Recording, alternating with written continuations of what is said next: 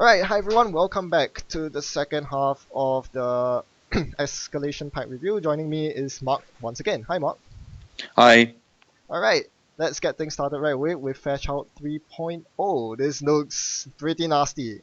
The first thing I must say is, have you looked at the cover art for Intervention, the next pack? No, I haven't. Should I do that now? You can do a quick Google, but it does look like the next Fairchild. And for the longest time I was speculating that would be Fairchild 3.0. That is until this came out. Yeah, this is actually our first 3.0 Bioroid, which in itself is really cool. Yeah, I'm looking at the pack now, and that is a sort of very close to art style, isn't it? Yep. Maybe we'll have a 4.0, and then by the end of the cycle, we'll have 6.0, and it'll be the most painful ice in the history of the world. Gotta have that hyperdriver, really. Yeah. But yeah, this is a really solid code gate for HB. This basically says, don't look at DNA Tracker, don't look at Tollwolf, I'm in faction, play me if you want a big code gate. It is very punishing to face check. That's 6 credits drain if you can't click through it, and the most important thing I think is that there's an end the run subroutine. It's not strictly end the run, but the Corp actually gets to choose between the brain damage and end the run. That's the Corp's choice. So I can't really think of any scenario at the moment, unless I was going specifically for that, where I would pick anything other than end the run, to be honest. But it is a ridiculously powerful effect for that, because in terms of a face check, like it's really, really powerful. Like that's the end of your turn, thanks for playing, or pay 6 and then you bounce, or you get a nice brain damage, which is also incredibly helpful. And I think, other than Turing, is this the first time we've seen a triple click? Yes, it is. That's available. And that in itself, like it basically turns it into a non-Bioroid ice. I mean, the downside of Bioroid ice has always been the fact that you can click through it, because you put this there and then you got any other ice behind it that's a Bioroid, and then not clicking through both of those, like it's job done, really. And also the combo with ELP is something that can't be understated, and I think really kind of drags HB ETF into something that's really going to be interesting.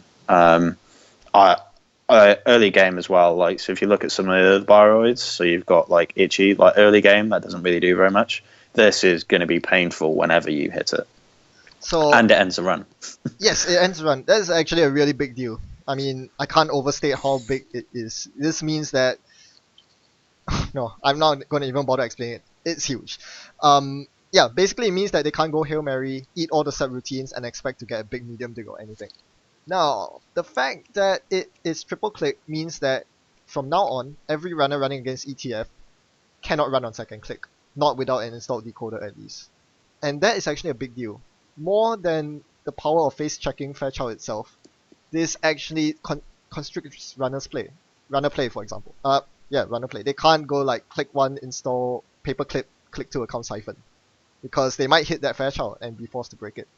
And that's a very big deal. If you can suppress early aggression as HB, you're winning. Do you know what else is quite good? It's 5 cards for Faust. Yep. It's 5 whole cards for Faust. And it is a painful face check. And it's also an entire David. Yes. And it's, yeah. The most important thing with regards to the Faust-David combo is that it's a painful face check.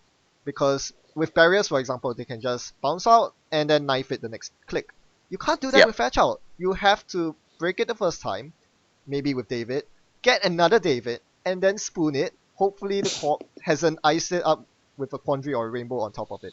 This is obnoxious. I think that's like really understated effect, because you could just say, right, well, if I face check Fairchild 3.0, then it's costing me 6 credits, because there's very rare nowadays that you've got a card installed that you're prepared to trash, because there is the runner that gets to choose what's trashed. At least that's what it seems like it reads. Yeah, I'm pretty sure that's the case. Yes. But then you're like, well, I'm going to bounce. No, I get to decide whether I'm going to do your brain damage or not. And if you're playing against something that's getting a load of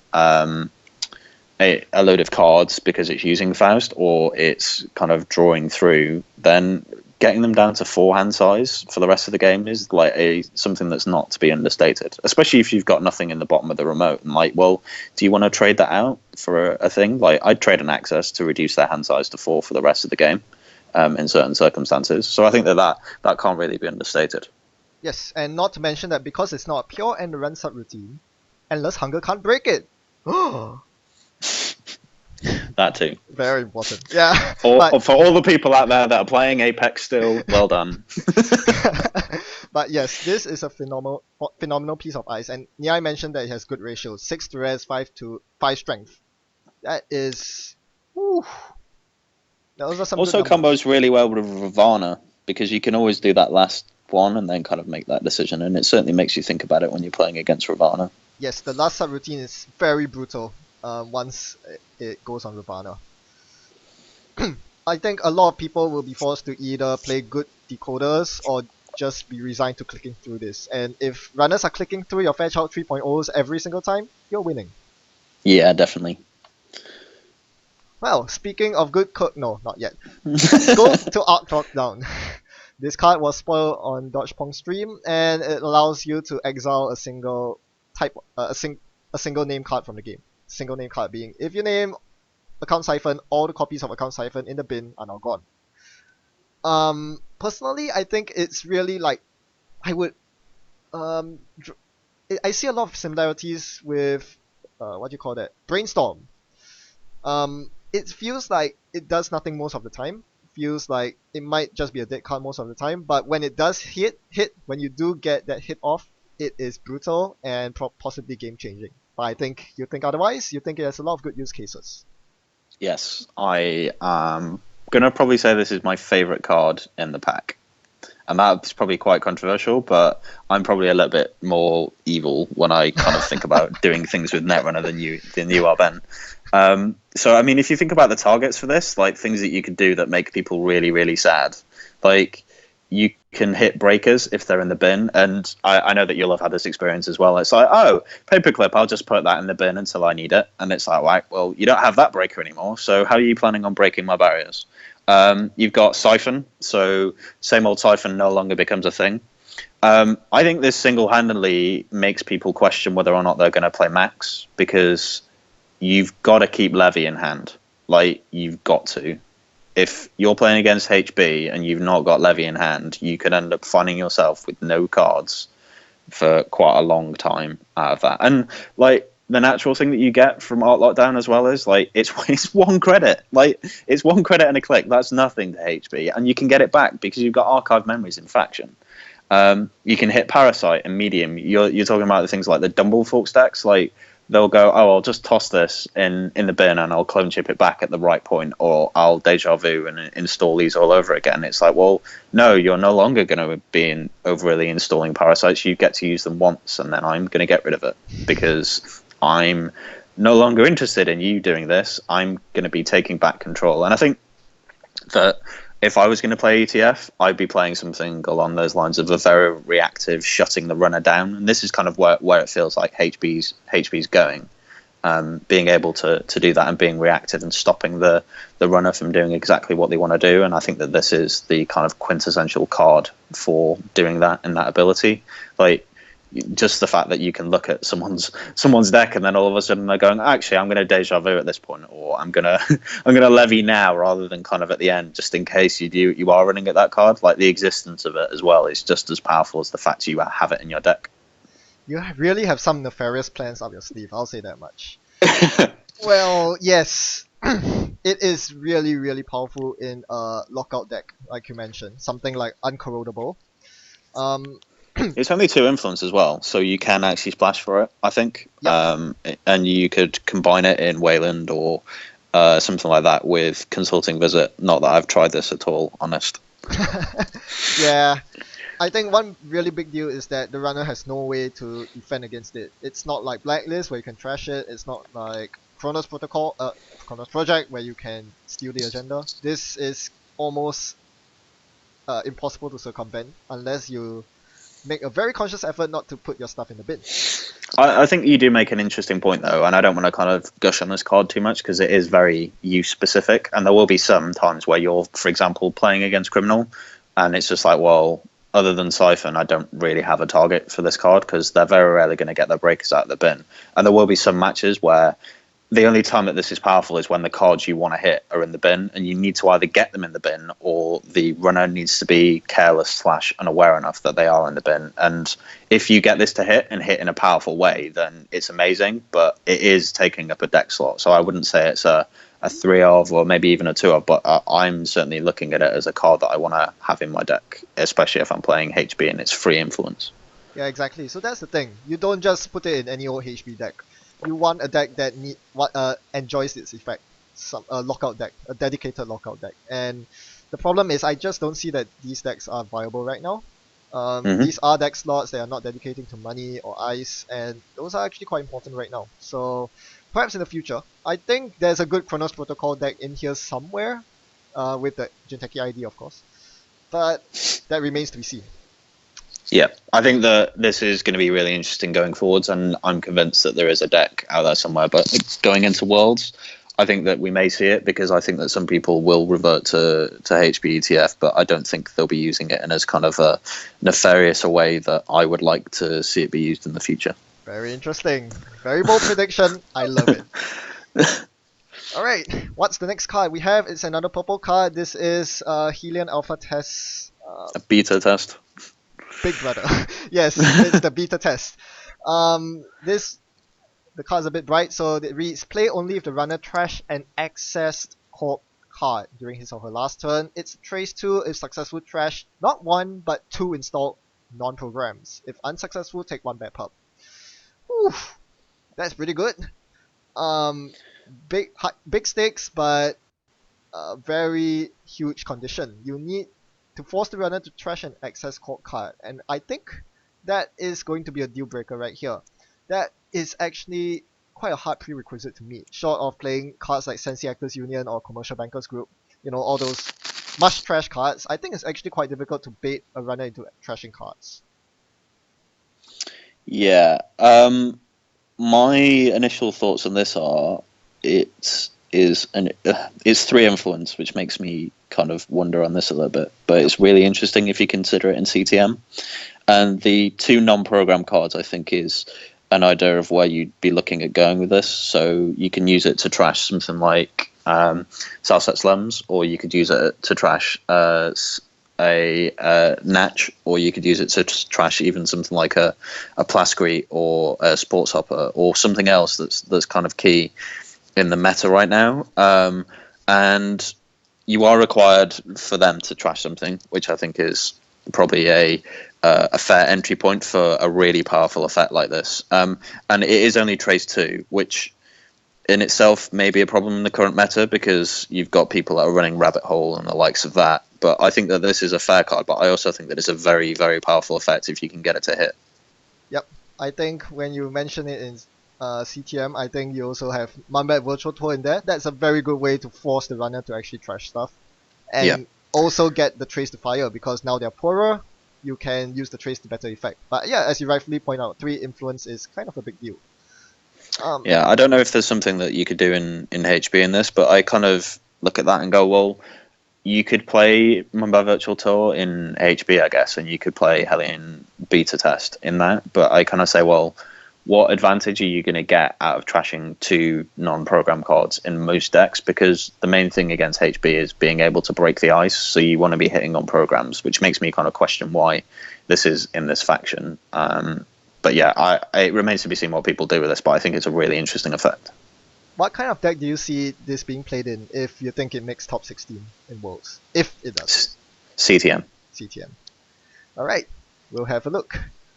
Maybe I'm right. It's a very bold prediction again. Alright, this one. Well, sadness. I mean, my beloved faction, what has become of you? Well, it's gonna join Wayland soon. But first, let's look at this card. I mean, okay, let's not kid ourselves here. This card is obviously very weak.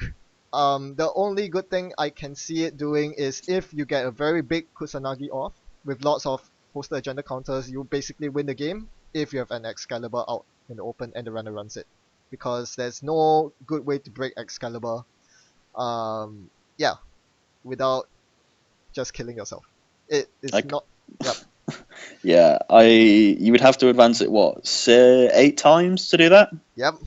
And you don't have high. Psychographics Shinseki, it's the way forward. Let's play that. Woohoo! Yeah. Yeah, No. not only have you got to tag them, you've got to advance the AI that many times and have that amount of money in Shinseki. Somehow I don't see that's going to happen. Nope. I think that there's 2 good case uses for this, and this is really scraping the barrel for Shinseki, who are my favourite Corp faction. Are one, it makes Kamainu and Cortex Lock a lot more lethal. Like Kamainu, when you face check it, it's like, well, if I'm playing Faust, or if I don't have my Mimic or whatever out, I literally lose my hand. But now it's and also you're dead. Well, unless you're playing first responders, of course. Let's not go there. But yeah, my problem with that is there's another agenda. It's called House of Knives, and it does the exact same thing, and it contributes to your agenda points. So this is true. yeah. But that's 3 advancements, whereas this is only 2. And you can turn off currents with it. Is the other thing that I was going to say. Yes. Because it's becoming more of a thing where they play that and you can double advance it. But again, I think this is one that I'd throw on the, what's that HB agenda called? That's the 201.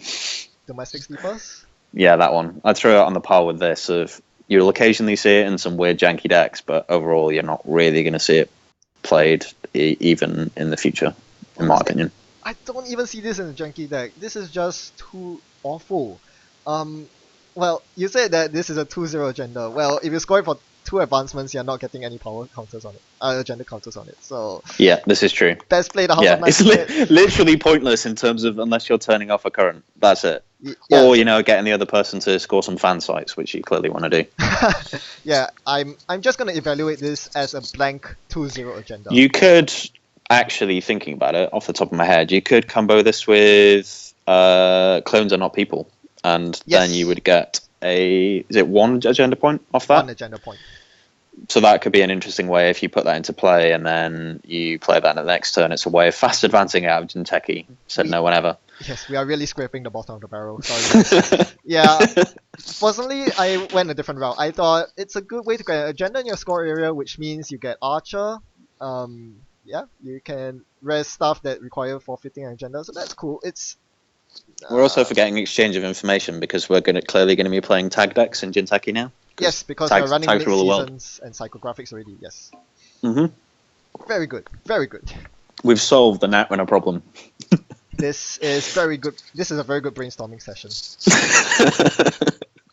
Side note: this is not actually how we prepare for Worlds 2016. Remember, if you're watching. All right. This is how we prepare for King of Servers. This card is how we prepare for Worlds 2016, though. This is DNA Tracker, and it's bonkers. Take it away. I'm going to actually pour some slightly tepid water on it. I think this is an amazing card. Don't get me wrong. The fact that it's a 6 strength Kogate, and we all know how annoying Archangel is. But I would say that this is limited in its use for 2 reasons. Firstly, it's 3 influence, which makes it a very, very big splash outside of Shinseki, especially in a world where the majority of the time we're going to be spending at least 1 or 2 influence on some of the cards that we want to play that are usually in faction.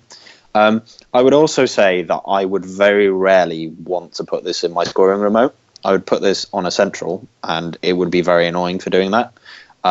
But if you're looking at last-ditch runs to get into something, and I think that there is no getting around the fact that you're going to be playing this in a Glacier type deck. You're not going to be playing this in a fast advance style deck. That it goes there. But if you just look at those 3 subroutines, it's insane. It's like doing that damage and lose 2 credits. So you either pay to break it, or if not, you're going to lose 3 cards, which is a massive, massive impetus hit. And you're also losing 6 credits, which is almost like you're actually having to break it anyway. You've just not got the breaker there. That's insane. It is. It's so good. And again, like, it's strength 6, so it's all of your David counters if you're going to get rid of it, or you break it. Or it's an AP, so I suppose you could break it with Deus Ex if you were really that way inclined. But yeah, it's an insanely good piece of ice, and I know that people are splashing for it in decks that they're playing at the moment, which just tells you how good it is. Yep. I think one really important thing to highlight is that a lot of people compare this toll booth. Um, when you look at the most common breaker suite out there, which is Faust David and all the cutlery in Big Boy Wizard, um, this does a lot more damage because with toll booth you take the tags, maybe you bounce out, you re-enter again, or maybe you break through the first time with your David and go again with a spoon using your second David counter. You can't do that with DNA Tracker. If you Hmm. if you break it the first time with David, guess what? You're out of David tokens. Go get a new one before killing this ice. If Yeah. you don't use your David counters, guess what? You're taking 3 net damage. That's the spoon out of your hand. How are you gonna kill it now? Hmm. So DNA Tracker is actually really resilient against Dumble Fox, which is a very good thing, given its popularity. Now, given that you are a very proud connoisseur of IG49. Do you think that this fits in your Ronin IG kill deck? Do you know why I'm going to say no? Eight, I love this card, 8 to and res? it's amazing. It is 8 to res. Yes, that is the main reason why you would not play that in 49 IG, because 49 IG has very little money. Hmm. Um, yeah, but this card is amazing, and I would love to play it in 49 IG, but I would need to massively change the economy in the deck if I was going to do that, Yep. unfortunately, which makes me very sad. But Yeah, that sounds very reasonable. Do you I have think one any of the further other things thoughts? that Yep. is kind of interesting in this, in terms of stuff. So if you look at Tollbooth, and it's really powerful effect for a code gate, like you're paying 8 credits, okay, and that's a massive investment. But from that, you get the satisfaction out of, well, immediately as they encounter this piece of ice, they're losing 3 credits, unless they're playing Hunting Grounds, which, let's be honest, no one really does. Whereas with this, you're paying 8 credits, and immediately after that, you're thinking, well, unless they're playing Houdini or something like that, it's going to cost them 6 credits. Like, if they face check it and 3 cards, which is twice as good as Tollbooth if you want to compare it to that. And if they want to break it, it may even cost them more money than that. Like, you're looking at what, an entire David, if you're looking at breaking it with I'm not going to say Black Orchestra, but if you're looking at breaking it with Gordian, Yeah, it's Guardian. 7. Is 7. that right? Yeah, 7. Yes. That's insane. So that's more money than you would lose. um, you're looking at Houdini, it's what, 5 to break. And or you could go, well, Yogg and 3 debt sucker counters, and that's not going to be efficient when it comes towards the end of the game and you're having to play 3 sucker counters to get through every turn. That's just stupidly good. Yeah, and this is why I think Guardian Blade just doesn't cut it once this comes out. You're looking at 4 to install the Guardian Blade and 7 in case you face check the DNA tracker if you're up against, say, a Palana, which very Yeah. likely runs So this ice. the two decks or the two factions you're looking at this for Shinseki are RP, because we all want more of that in our life, or or Polana. Those are the two that you're looking for, I think. Yep. And either that, or you play our faction in something like HB, or maybe even some form of yellow glacier, stupid amount of money deck. Even Wayland, Uh, like Blue Sun, doesn't mind it. I'm never going to play Wayland, so I will just ignore the fact that you said that. No, yeah, you could play it in Wayland, and it's got amazing ability for something like Blue Sun, like you said. It's a lot of money to res, and it's a really powerful effect, and also does some net damage, which is really good for scorching people, Yeah. and costs them money. So, yeah, it's in terms of a cost res, yes, it's really expensive, but it's going to be causing the runner to lose the same amount of money. So you look at the kind of economy war, they're either going to come out just slightly ahead or worse off, and more likely worse off, because they're either going to have to run through it a lot, or they're going to have to get rid of it. And if they're going to get rid of it, it's going to cost them an awful lot to do that as well. So it's an amazing piece of ice in terms of cost benefit. Yeah, I think the most chilling effect is that runners now just can't face check against Polana or RP. They have to say, I have to get my 11 credits to get the Guardian out, and I must be prepared to lose those credits. So it basically makes runners less aggressive, which is all, again, just like Fairchild 3 is for HB. This is very good news for Polana and RP decks who can threaten that credit level very easily with Sundew for Yeah. RP Polana. Yeah, it's also like, if you're kind of, most of the time you're like, well, I've got 2 David counters, I'll be completely fine. Well, it's like, well, you can't really face check that, because still losing 2 money and 1 net damage is pretty key. in terms of that. So you, even in the Anarch stuff, you need a full breaker suite, or you need like a Yogg with 3 Data Sucker counters, or you need something out with a lot of money, and that's something to be really considerate of, I think. Yep. Well, too long didn't read. It's a good piece of ice. Go play it. Alright. This one, not so good. This is Potential Unleash. It's a new ID, Shinseki 4512 ID. Whenever the runner takes at least 1 net damage, trash top card of the stack. Personally, I really wanted to see some support for it in this pack so that it will be playable. Unfortunately, we didn't get that support. There's nothing that directly synergizes with this ID, and as such, I think it's quite mediocre. When analyzing this ID, I think it's quite important to consider all the other Shinseki IDs. So it deals with damage, so we are looking at the more damaging IDs. Compared to Chronos Protocol, this is not targeted at all. You trash a random card from the top of the stack. It may as well be random. It could be a very important card like Levy, or it could be a sure gamble, which is nothing. So if you want to target breakers and stuff, Chronos Protocol is better. As for flatlining, Personal Evolution, the core set ID, just does a better job. It takes away cards from deck grip, which is very important because that's where they get flatline, not from the stack. So if you're playing Potential Unleash, you want a deck that grinds out the runner, and Wood's win con is not so much flatline as milling. You're looking to mill the runner, deck them, bring them down to 0 cards, and then finish them off with the flatline. So what do you think, how do you think milling is as a Corp strat right now? Not great. I think the games, for the most part, are very, very quick, which is a problem, and quite a lot of the decks are geared towards that. My main issue, as you said, so I do think there are cards in Shinseki especially that are available to mill people out. So Harvester is in there.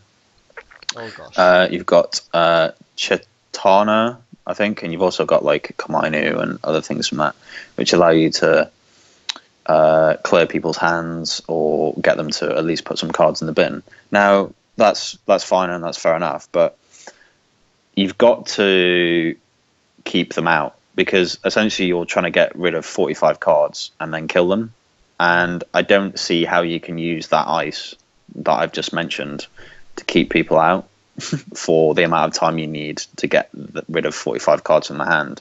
And then assumedly you'd also be looking at having something like an Arc Lockdown or Assailants to get rid of the Levy, which is obviously the anti to any milling deck that there is. So you kind of just sit there and go, well, I need to get Levy, and I'm also needing to keep them out, and I also need to do net damage to actually get this ability to work. And I've only got 12 influence. I struggle to see how that's going to work in a way that's going to be either A, efficient enough to kill them, or B, going to be in a position to keep them out for long enough so they don't win before you mill them out. Because Shinseki itself is naturally quite vulnerable, but you can just... the natural protection for this sort of stuff like that within Shinseki, like without the ice, is going to be something like Snare and Psychic Field and stuff like that. Mm. But if you play sensibly, you're going to get accesses to agendas, and that's fine as a runner, and it just does take time over there. But I don't think you're going to be in a position where you're going to be like, well, I'm going to run out of cards now. I think that you're going to get access to enough agendas before your deck disappears. Because against Shinseki, if you're playing the shell game, the cards in your hand and the cards in your deck are essentially your life, because you don't need breakers. You need probably a little bit of money to trash some stuff. But if you're going to go down the mill strategy, I kind of feel like there needs to be something else that comes out in terms of support for this. And it needs to be a very particular playstyle. I just don't see it happening anytime soon without some specific support. Yeah, agree. That's the same reason why Chronos Protocol isn't viable now. You're trying to do too much with too few deck slots. It just doesn't work out that way. If you see a Potential Unleash out in the wild, as a runner, you don't really have too much to fear, unless you're criminal. You can't really run unless you get all your breakers out, because there's always that risk that they will mill your one copy of Gordian Blade or Peregrine or what have you, and you're stuck for the rest of the game. That's the Yeah. biggest thing. It's too much open to variables, I think. Like you could, like you said, you could get amazing mills and you get rid of all the cards that you want. And you obviously get to see what those cards are, which are really powerful, and that can affect your decision making. But it is just completely random. Like you could get rid of their one code gate breaker that they've been digging frantically for, or you could just get rid of a sure gamble or something else that they're not particularly interested in. Yeah, so that's why it goes back to what I said. I don't think this is the deck. This is the ID for targeted milling, targeted sniping. If you want that, go Yeah. play Chronos Protocol. This is just dedicated I- mill deck. I can't see in a competitive field this having a win percentage of something you'd be looking for. Like, if you're going to go on that strategy, I can't see you getting anywhere near the required 70-80% win percentage with this ID, unfortunately. Yeah, well, I always say if the right support card comes out, it might happen. If it says whenever you trash the top card of the stack, gain 10 credits, well, maybe you'll see play. But right now, that's a no-go. Alright, we're done with Shinseki. Let's move on. What? Why? Look, it's Why? FFG? Jackson's 600. Oh no. I mean, it's 5 to trash, sure, but do you really want to play this card? Why? Why? I don't get it. So, the thing that I would kind of call out about this card, why has it got the secondary thing? Like, it would be fine if you could do that. Like, it's 1 credit to res, and then you can shuffle all of your cards. There's nothing about it in terms of choice. You put all of your cards back into R&D. That itself is a negative effect. Yes, it is. Why are we offering the runner the ability to spend money to stop them from doing that? I mean, Like, I don't understand. Yeah, I mean, even ignoring that second clause, I wouldn't play the card just to shuffle all cards in HQ to R&D. I mean, have you seen people play rework? There's a reason for that. Yeah. It's awful. It's just awful. I like the art and her as a character because I think she actually features in some of the World of Androids book, and she's quite an interesting character in there. But I just, yeah, it seems to me like it's another attempt to replace Jackson before he's gone, and there's not. I don't know. Even with Jackson gone, I can't see myself playing this card. Maybe I'll be wrong, but it's a bit odd. Yeah. Like, even my brain kind of goes like, you're kind of looking at it and going, maybe there's like another use for this that I've completely missed. Like, do you play it in CI or something else when you've just got that hand? Like, you want none of those cards in your hand and you just play that instead. But yeah, I really, I can't figure out a reason why you would want to play this, and for the life of me, even more than that, why that second part of the sentence is in there. Yeah, I'm hoping that at the end of the cycle we get a card that's like, like a Transformers card where you can stick all these Jackson replacements on top of it and then use any of them as the effect. One giant card with Alexa and Special Offer and Disposable HQ and all these cards glued into one card. But yeah. Well, here's the thing that I'll ask you, Ben. Okay, so I pay 1 to res this, and you run there, or not even you pay 1 to res it. You run that remote. I'm playing CTM or I'm playing NEH. Do you pay 5 to trash this? I will read the card. I'll give a good laugh and say, "Are you serious?" Yeah. If you encounter that and the trash cost is 1, do you pay 1 to trash that? And you're not playing wizard.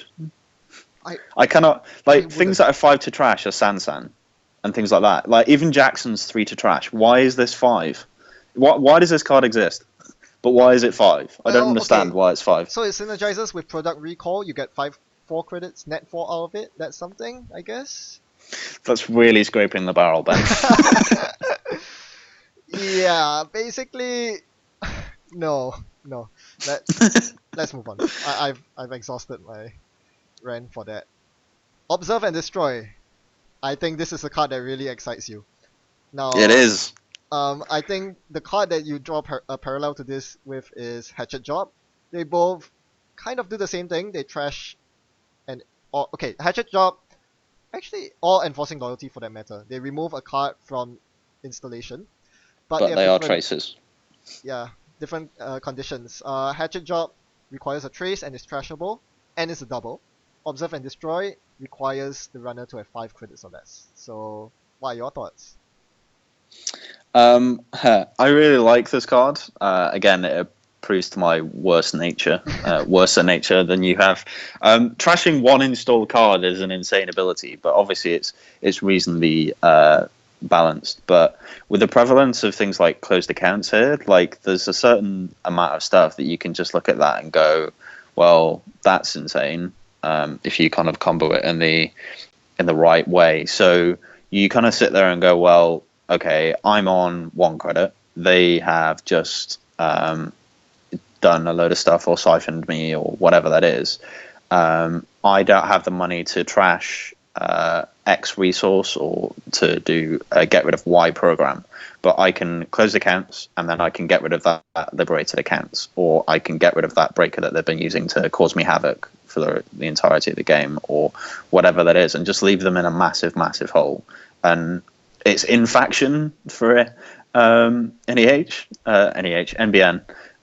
and it's also only one influence. And for things like something that's in Wayland, you can get rid of a Plascrete, you could get rid of a Sports Hopper, you could get rid of an Obelisk, you could get rid of a Medium with a load of counters on it. Like you can get rid of any card that's on the board that's thinking for that. And for using it in comparison with something like a closed accounts or anything like that, it's just, for me, it's an amazing card, and it costs no money. No money. It's so good.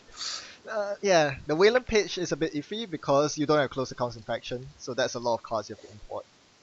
NBN one makes a lot of sense. As you said, it has a lot of use cases, killing what's really bugging you the most, be it their economy, their kill protection, their loaded medium.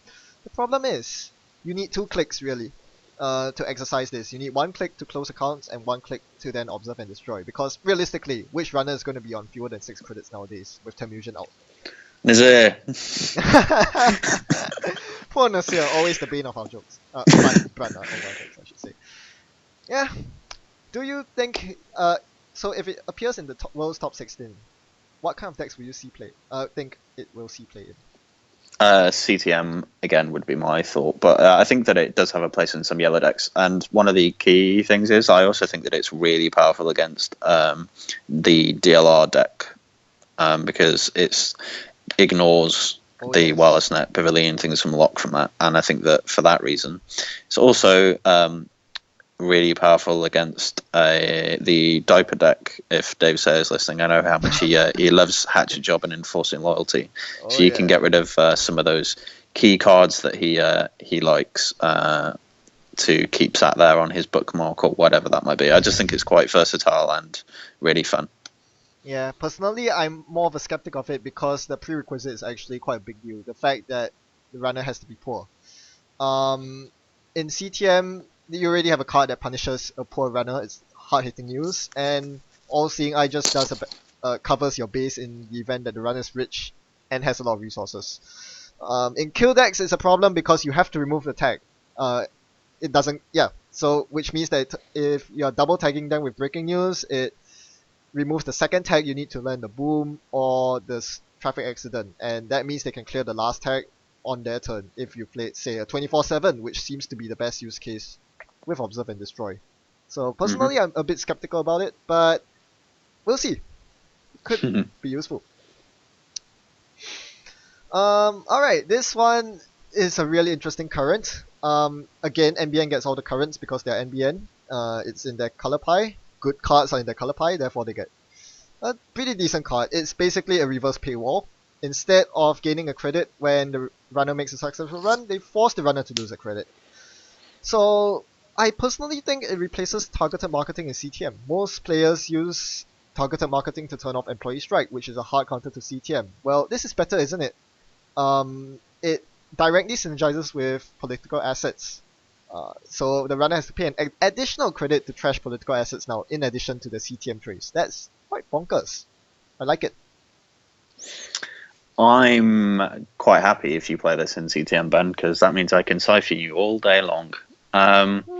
Is one thing that I would think about for replacing it for the targeted marketing stuff. I do agree, though, that this is something that I would expect to see in CTM. I would also expect to see it in a couple of other yellow factions. So Sol is one that obviously naturally springs to mind. Yep. There is now, I think, scope with this and Scarcity, which we'll talk about shortly, for doing a kind of econ denial type deck for that, and then also using this in maybe Spark as well. I know that that's a yellow faction that's not really had a lot of love, but that is mainly focused around kind of preventing money. But it is that kind of additional tax where you can then get the traces on it, and from doing that sort of thing for that. It is also one influence, which kind of makes it splashable in some things, but I'm not kind of given a lot of thought into what I would splash that into yet. But yeah, it's a really interesting current and gives a lot more options to Sol and Yellow in general, because it needed more help, because it's really struggling at the moment, obviously. Speaking of competitive currents out of faction, it for the one imp slot, it definitely competes with targeted marketing, and I think you can make a very good case for service outage now that Temujin is basically in every single runner deck. The fact that they get one less credit from Temujin with each run is something. It's not insignificant. I kind of like it. Yeah, I kind of think that is quite good in terms of like targeted marketing has to be like really specific for that, and like I'm not going to criticize targeted marketing because it is a really powerful effect and can single-handedly sometimes protect you from things like siphon spam and stuff like that. But especially in the targeted Temujin meta, like quite a lot of the time when I've been doing testing with Dave and stuff, if we've been playing targeted marketing, like wins and losses can literally come down to, well, if I'm playing targeted marketing, if I get the targeted marketing down before Temujin comes out, then I'll more than likely win, because you're struggling for economy without giving the runner a load of money, the Corp a load of money. But if I play this, even if you've already got Temujin down, like you're needing to run to take that money, and it's got the added on effect that you're having to spend that credit. You're not getting that from Temujin, but also, like you said, in CTM or something like that, it is an additional cost, and that is what CTM is all about. It's that kind of wearing the economy down and doing that, and it's not something that can be avoided either, and it's something that you always find yourself really struggling with, and it sort of to a degree turns off Wizard as well, I guess, because like you're saving money as Wizard because you're obviously got the ability to trash assets for free, but this means that in order to go and trash those assets, you're spending a credit, and that might not seem like a lot, but it basically means that it's a 3 credit tax whenever you want to trash anything as a minimum, because you've got your 2 to clear your tag in a click, and you've got your 1 credit that you've had to do to actually make that run, and you can't avoid it. Like you can't dirty laundry into something and avoid it, because even through a card ability, you're having to spend that credit, and for 1 credit, it's totally worth it. I mean, yeah, that's like stacking a Gagarin on top of your CTM, and that's pretty bonkers. So yeah. Watch out, runners coming to a CTM near you. Alright, now we move on to the card that we've been discussing this whole time. Boom! Wanted to get that out there. Now, this card is degenerate as all hell. I really don't understand why they printed it. I know that Wayland is desperate for a meat damage card. They've received far too little love, but this is no Wayland card. This is clearly an NBN card. The prerequisite is 2 tags, which sings breaking news. And not only that, it clearly is designed to work best with accelerated diagnostics, because it circumvents the trashability of the operation and the fact that it's a double. I really don't understand why they printed this card. Yeah, this is a card that keeps me awake at night. Giving you nightmares? As a runner, I'm like even if I'm doing stuff and I'm siphoning, it's like, well, if I siphon someone, which may be something I do on occasion, I can't leave my tags now, because unless I've got a Plascrete down, because for 4 credits they can blow me up, and I have no way of getting around it. And why is it only 2 tags? And why is it 7 meat damage? And why is it only 3 influence? There's a lot of things I have an issue with this card, and I don't know whether or not we're going to see this at Worlds. Like the Accelerated Diagnostics one is a silly deck, and I have played it quite a bit. I don't think its win percentage is high enough for it to be going to be in the top 16 in that form. But when I think that some people may put it in. Yeah.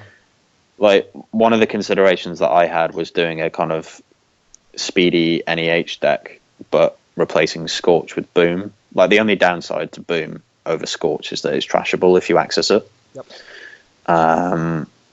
I obviously you can slums it as well, which is a nice side from that. But I don't know. Like it's just a silly card. The art is amazing, and the concept of it is also good, and the flavor text is incredible. But it just makes me so sad. It does. Yeah, I can completely.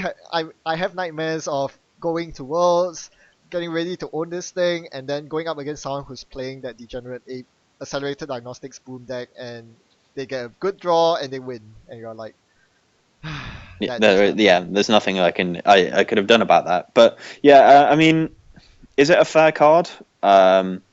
Yes, I guess to a degree, because you've got to have 2 tags, it's 2 clicks, it's 4 credits, and the 7 meat damage, so you could literally have a Plascrete down and it's fine. But the fact that it's 2 tags, and the fact that there is that accelerated diagnostics combo, and that does exist, just makes it disgusting and really, really difficult to play against if you play against someone that's got a perfect draw. But there is a lot of hate for it, and Worlds last year, people were talking about Harpsichord 24/7 being the thing, and everyone just packed so much hate against it that it kind of disappeared, or people didn't think it was particularly viable. I kind of get the opinion that some people will play this at Worlds, but are the top players going to play it?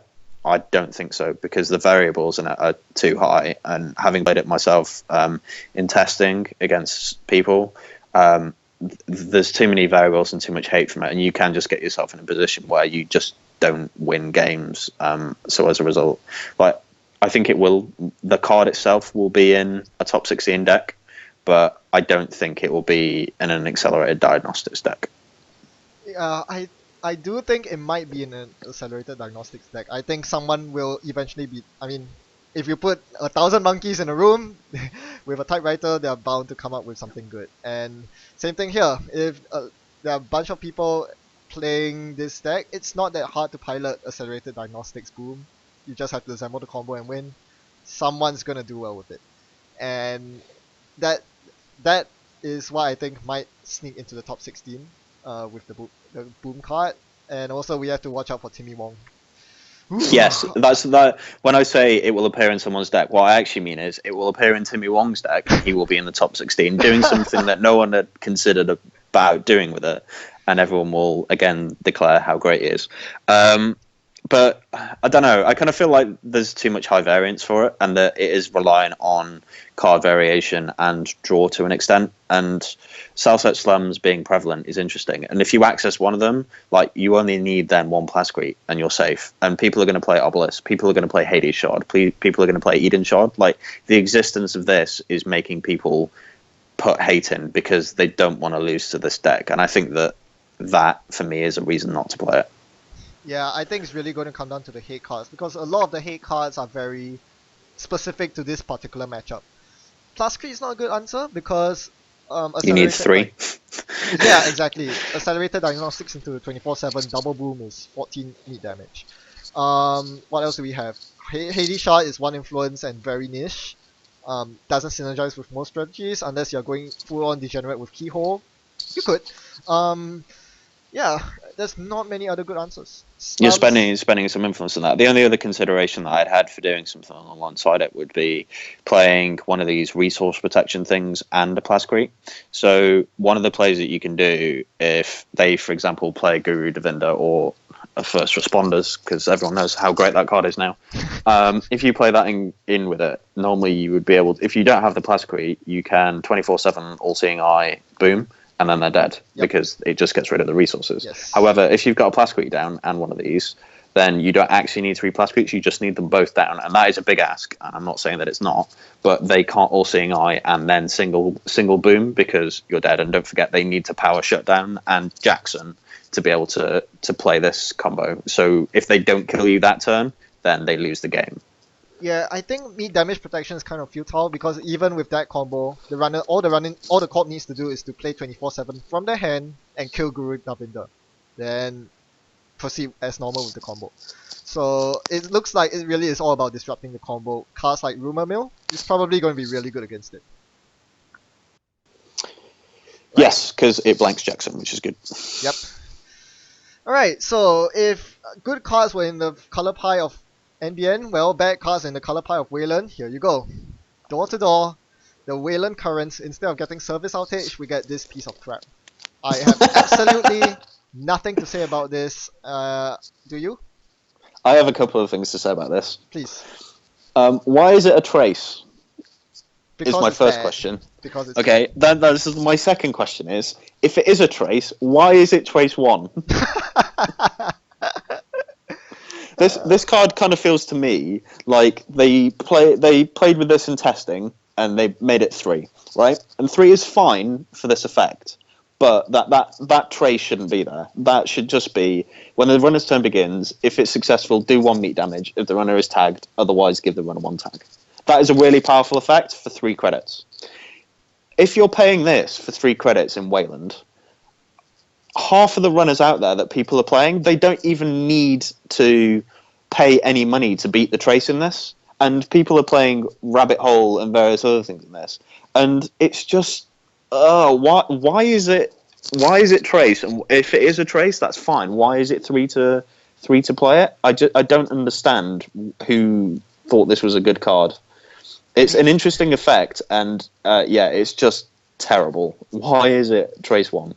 Yeah, at this point they might as well just make it a double and give it a trash cost to boot, because seriously, no one's gonna play it right now. It doesn't make a difference. Yeah. Like, if you're going to consider this in any deck, or if it wasn't that as bad as it is, it probably combos quite nicely with like a Builder of Nations type deck in terms of just that consistent meat damage, getting rid of stuff, tagging them, and also is it Crisis Management is also quite nice, just for kind of consistently keeping on top of runner meat damage. And if that word trace wasn't there, then maybe I'd consider playing it in that style of deck. But it's trace, and not only is it trace, it's trace 1, which means you can basically just ignore that and say, how much money do you want to make the runner spend, and we'll just take the tag and clear it, or take the meat damage. Like, I cannot think of any reason to play this card ever. Nope. Unless you get some way to get recurring credits on traces. And guess what? That's not in your faction pie, Wayland. Yeah, as yellow, do you want to spend 2 influence to play this when you've got stuff like a Scarcity of Resources for free, or you've got the targeted marketing, or anything else? Manhunt. Just play Manhunt. Like, Yeah. it's the NBN version of Door to Door because it's good. I mean, decent at least. Yeah. I'm lost for words. Let's spend our saliva on something more interesting. The card that we have been talking about as well for a lot, Scarcity of Resources. Remember how I said that Service Outage was going to replace the current in CTM? Well, this is going to replace Service Outage in CTM. So Scarcity of Resources is insanely good. Oh gosh, I don't even know where to start. With so many resources being good nowadays, having something to counter that is huge, and I think this will see quite a fair bit of play inside and outside of Seoul. Let's start with what it does. It increased the install cost of each resource by 2. Now, most resources tend to give you your basic engine, your card draw, your money. This turns a daily cast into an easy mark that pays off after 4 turns. That is awful. It turns a Temujin into a liberated account, which is still okay, but Temujin was really good to begin with. And now Wild Cakes cost 10 credits to set up. Who's gonna pay that money? This is bonkers. So good. I think the interesting thing about this, and the bit that made me double take it, was it's not the install cost of the first resource, it's each resource stalled by 2. And as good a card as Career Fair is, and the fact that everyone plays it, even outside of faction, tells you how good this has got the potential to be. One thing I would say on the downside of it is that there are some decks out there that are playing very few resources. And it becomes a dead card in that, but the type of decks you would expect to see it in are going to be ones that aren't really going to be too fussed about that, I would imagine, because Sol, it's certainly going to be interesting, and instead you play Service Outage. If you're going to be playing it in CTM or something like that, then you could maybe play one of each. Either way, you're getting a really good effect out of it, and it gives you that kind of balance, because it is only 1 credit to install, and it is 0 influence. You can play this in any faction you want, and it's 0 influence. And Temujin, as good as that card is, it becomes a lot less good for a 6 install, because you have to use it twice to gain 2 money off it. Or if you're playing a liberated account, you're paying 8 credits to install it, which is really sad maths. Or the likes of Criminal, where you're paying 2 credits to install a security testing. And like you've already said, like Wild Cakes combo kind of becomes something that's not going to be useful anymore. It's also 5 to install Net Mercia. Obviously, that will become relevant later, but it is an insanely powerful card, and I think this is going to be something I kind of really expect to see it in. Again, I don't want to say this, but I imagine a Timmy Wong deck. Who I think will find some degenerately amazing use for it. But I certainly expect to see this in a lot of decks going forward, and I would probably put this now as potentially a most wanted list target as well. It's got the potential to be that powerful, I think. Now, I need to stand up for Timmy Wong here. Timmy Wong's decks are fun. They're off the beat, off track. They're interesting. They're sideways. They're not degenerate. The degenerate decks are with Dan Diagenio. If there's one No, person yeah, who's I gonna, know. When I say degenerate, I love Timmy Wong's decks and the way they goes around. And what I mean them is, I just get annoyed that I hadn't thought about them and how good they are. I think the really scary thing about this card is the fact that it can be very swingy depending on whether you have it in your opening hand or not as the Corp. Because this card actually diminishes in effectiveness as the game goes on. If you think about it, a turn 1 Scarcity of Resources completely screws up turn 1 mats for the runner. Um, uh, Imagine a Dumble Fox player sitting in their hand with a Liberator accounts that now cost 8 credits to install. Whoops! Yeah. Suddenly that Or you're okay playing opening hand. Andy and you sit there Yes. and go, right, well, I've got Temujin in hand, and you can no longer install that straight away and run because it's 6 credits and not 4. Yeah, or I have Sure Gamble, Daily Cast, Earthrise. Oh, whoops, I can't play that anymore. What am I gonna Yep. do? And yeah, as you said, Temujin, you need to click for credit before playing it. That's a huge deal. Do So you think this is going to have an effect on people shifting their economy engines again? So back towards the likes of Magnum Opus, or dare I say it, we go back to 2015 and play prepaid economy and event economy. definitely. I put it in the show notes for a reason. Yes. People will definitely look to shift their decks. At least some people would look to play more Opus, more Siphon Spam, basically decks that don't fully rely on resources, because this is actually a really devastating current. The alternative is to play a current of your own, and we might see more of that as well. So you have to be prepared for that. Um, this is a very crazy current, and I'm sure there are lots of ways in which this can be used. Whether it's an NBN credit denial deck or just a splash in HB or Jinteki as a current. It makes currents very relevant, and there's going to be a lot more current wars this year than, I mean, yeah, at Worlds than any time we've seen in the past. Any closing Yeah, I thoughts? really like that currents have become quite a big thing in the game. Like originally they were kind of just like anything you would see occasionally, but they are coming more and more to the fore now. And I actually, to digress on how ridiculously good this card is, I actually like the fact that it's appeared in this cycle as well, because if you think about thematically the 23 seconds event of what's happened, that naturally this sort of event would follow, and the art is and the flavor text is very reflective of that. And I do think that is really important and key, and you can kind of see that kind of ongoing battle between the Corp and the runner, and the fact that they're having to deal with the situation that they've created, even as a result of that, may not always be beneficial to them as well, which is obviously a slight digression, but it's a good thematic thing that I know is really important to Damon. Oh no, yeah, that's a very good point. We've seen a lot of cards that about improved security, rioting throughout this cycle. It's been Yeah. a very flavorful cycle indeed. So that finally wraps up our pack review. Probably one of the longest I've ever done. Any closing thoughts on this pack as a whole? I think it's a really interesting pack, and I think that it leaves the meta in a very interesting state as we hit towards Worlds. It's going to be really interesting to see what people do with it in the next month or so, and what's going to be the most dominant ones out there. I think that the meta at the moment is slightly in favor of the runner, but there's a few interesting decks that are to be made aware of, and it's kind of an interesting place right now because it's like when you build a corp, you can kind of deal with one, maybe two of the main runners, and the same way with the runner that you're kind of going to be umming and ahhing about potentially getting that bad corp matchup. But I'm really enjoying where the game's going at the moment, and I'm kind of excited to see what the rest of the pack brings after Worlds as well, and especially with Smoke, which I think is always quite nice, rather than kind of having the same types of cards coming in and the meta getting a little bit stale. Like, it's bringing something that's been in the game quite a while, and Stealth, to becoming a bit more to the fore, and maybe some other things kind of disappearing that have been powerful for a while, like things like Wild Cakes and stuff like that. Yeah, I can definitely see the stealth suite shaping up right now. But in the context of Worlds, I do agree. I like the fact that it's gonna bring all the Corp factions to the front now. For a long time, we have been complaining that Corps feel weaker compared to runners. Well, they've got quite a bit of a boost this cycle with all the big code gates and whatnot. Now that every one of those Corp factions are potentially playable, I look forward to seeing what's in store for Worlds.